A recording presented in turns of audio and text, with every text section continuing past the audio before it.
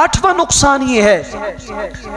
کہ مشرک جب شرک کرتا ہے یہ اپنے لیے دعاؤں کے دروازے بند کر دیتا ہے.